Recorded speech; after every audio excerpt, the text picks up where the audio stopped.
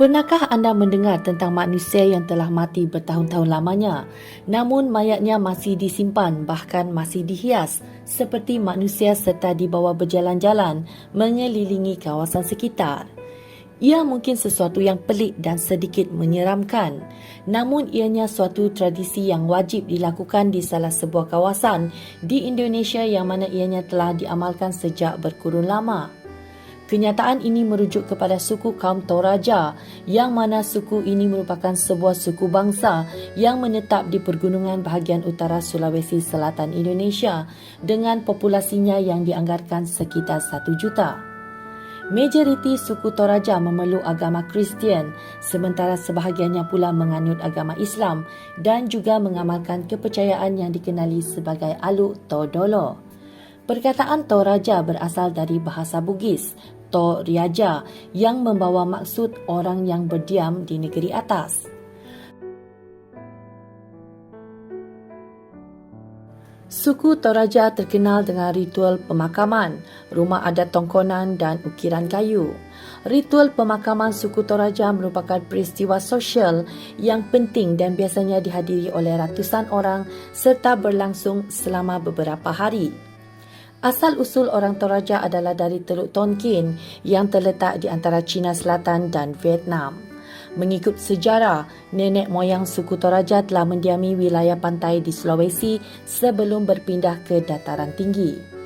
Bagi suku kaum Toraja pula, pernikahan dengan sepupu jauh iaitu sepupu keempat contohnya adalah sesuatu yang sering dilakukan. Tujuannya adalah bagi mempereratkan hubungan kekerabatan. Manakala pernikahan dengan sepupu dekat pula seperti sepupu pertama dan kedua adalah sangat dilarang dan hanya dibenarkan bagi kaum bangsawan. Hal tersebut dibenarkan di kalangan kaum bangsawan atas dasar menjaga keturunan mereka agar tetap berada di darah atau keturunan yang sama. Manakala tujuan lainnya adalah untuk menjaga agar harta mereka tidak lari kepada orang lain. Kaum bangsawan tersebut akan mendiami rumah adat Toraja yang dipanggil tongkonan. Jika diteliti dari kenyataan suku kaum ini, ianya tidaklah sepelik mana seperti yang diperkatakan oleh kebanyakan orang, namun apa yang menjadikan ianya pelik adalah dari segi pemakaman suku kaum Toraja.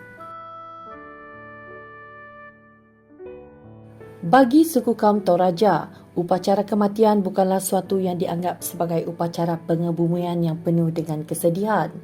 Malah ia dianggap sebagai satu pesta di mana kebiasaannya ritual ini akan memakan belanja yang sangat mahal dan perlu mengorbankan berpuluh ekor kerbau dan babi untuk dihidangkan kepada ratusan tetamu yang hadir selama beberapa hari ia dijalankan. Mereka percaya semakin banyak kerbau yang dikorbankan, maka semakin besar martabat mereka. Upacara pengebumian dalam masyarakat Toraja disebut sebagai Rambu Solo. Ritual ini memerlukan kos yang sangat mahal dan biasanya dihadiri oleh ratusan penduduk kampung. Acara pengebumian ini akan berlangsung selama beberapa hari, bahkan ada yang berbulan-bulan kerana terpaksa menunggu sehingga kos yang diperlukan diperolehi. Mayat suku kaum Toraja juga tidak akan ditanam di tanah ataupun dibakar seperti mana yang dilakukan oleh kepercayaan lain. Tetapi mayat-mayat suku kaum Toraja akan diletakkan dalam keranda dan digantung di tepi gua-gua. Bulan Ogos merupakan bulan pengebumian kepada ahli keluarga yang baru meninggal serta sambutan tradisi yang disebut Mak Nenek. Sebut tentang tradisi Mak Nenek.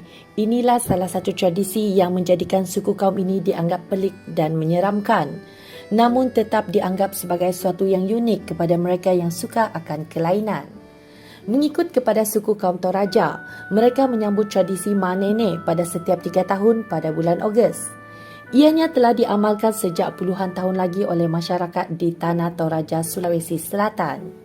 Dalam upacara berkenaan, mayat-mayat akan dibangunkan atau dengan lebih tepat, diangkat dari keranda oleh para waris dan dibacakan doa dalam bahasa Toraja kuno. Kemudian, mayat-mayat tersebut akan dibersihkan dari atas kepala sehingga ke hujung kaki dan dipakaikan dengan pakaian baru sebelum dibawa berjalan-jalan dan bersiar-siar. Mak nenek juga dianggap sebagai pengebumian kedua kerana waris akan kembali ke kubur nenek moyang mereka dan mengeluarkan mayat yang telah lama dikebumikan untuk dijemur di bawah sinar matahari sebelum dibawa berjalan-jalan mengelilingi kampung. Mayat juga turut dilayan seperti ahli keluarga yang masih hidup, di mana mereka diberikan rokok, makanan, dihias dengan solekan menarik dan ditukarkan baju baru. Masyarakat Toraja percaya jika upacara mak nenek tidak dilakukan, maka sawah-sawah dan ladang mereka akan mengalami kerosakan dengan banyaknya tikus dan ulat yang bakal datang untuk merosakkan hasil tanaman mereka. Kononnya suatu ketika dahulu, seorang pemburu haiwan yang bernama Pong Rumasek datang memburu ke kawasan berkenaan dan secara tiba-tiba di perkampungan itu dia telah menemui mayat dalam keadaan yang amat menyedihkan. Pong Rumasek kemudiannya menguruskan mayat berkenaan dengan mengenakan pakaian dan menghiasnya sebelum dikebumikan. Sejak dari kejadian berkenaan, rezeki Pong mencurah-curah dan kerap mendapat hasil tangkapan buruan. Pong Rumasek kemudiannya mewariskan amanahnya kepada penduduk baru Pu dan sehingga sekarang tradisi ini masih diamalkan oleh suku kaum Toraja. Ritual pengebumian suku kaum Toraja ini dianggap sesuatu yang sangat pelik dan unik di dunia. Jadi tidak hairanlah ianya boleh menarik ribuan pelancong dan ahli antropologi ke pulau itu pada setiap tahun bagi menyaksikan dan merasai pengalaman dari suku kaum ini. Berikutan dengan ini, maka tempat ini telah dinobatkan sebagai salah satu destinasi pelancongan kedua terpopular di Indonesia selain Bali.